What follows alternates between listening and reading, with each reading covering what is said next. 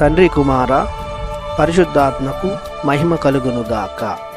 ఈనాటి జీవవాక్యం. ప్రభువు నీతిమంతుడు, నీతిని కాంక్షించువాడు. నీతిమంతులు అతని దివ్యముఖమును దర్శింతురు. కీర్తన 11 వచనము 7. ప్రియ దేవుని బిడ్డలారా, సహోదరి సహోదరులారా, తండ్రి యొక్క దేవుని నుండి, ప్రభు అయిన యేసుక్రీస్తు నుండి మీకు శాంతి సమాధానం లభించునుగాక. ప్రతి ఒక్కరికి దేవుని చూడాలని కోరిక ఉంటుంది. ప్రభుని దర్శనం పొందుకోవాలని ఎన్నో కొండలు, కోనలు, పుణ్యక్షేత్రాలు, ఆలయాలు, తీర్థయాత్రలు చేస్తుంటారు. పుణ్య స్నానాలు చేస్తుంటారు. ఎన్నో మొక్కుబడులు చేసుకుంటారు.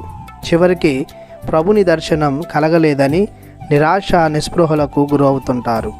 కానీ ఈనాటి జీవవాక్యం ప్రభుని దివ్యముఖమును దర్శించుటకు గల ఉచిత మార్గాన్ని సూచిస్తుంది. నీతిని కాంక్షించువారు అనగా నీతి కోసం శ్రమపడువారు, నీతిని పెంపొందించేవారు, నీతి కార్యాలను చేపట్టేవారు, నీతిగల జీవితం కొనసాగించువారు ప్రభుని దర్శిస్తారు.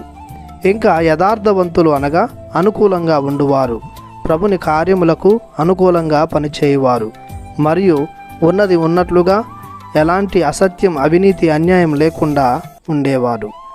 ఇంకా అష్టభాగ్యాలలో మత్తయి శుభవార్త 5వ అధ్యాయం 8వ వచనంలో నిర్మల హృదయులు ధన్యులు, వారు దేవుని దర్శిస్తారు అని కూడా చెప్పడం జరిగింది.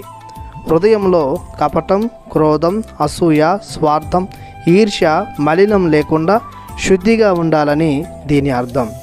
ఈ విధంగా ఎవరైతే నీతిగా, యథార్థవంతులుగా మరియు నిర్మల హృదయంతో జీవిస్తారో వారు దేవుని దివ్యముఖమును దర్శిస్తారు.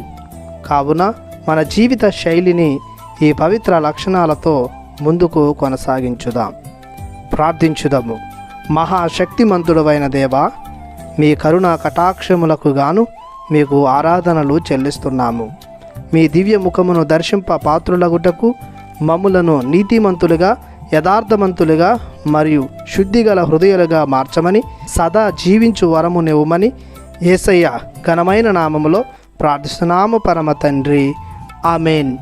దేవుడు మిమ్ము దీవించునుగాక. ఆమెన్.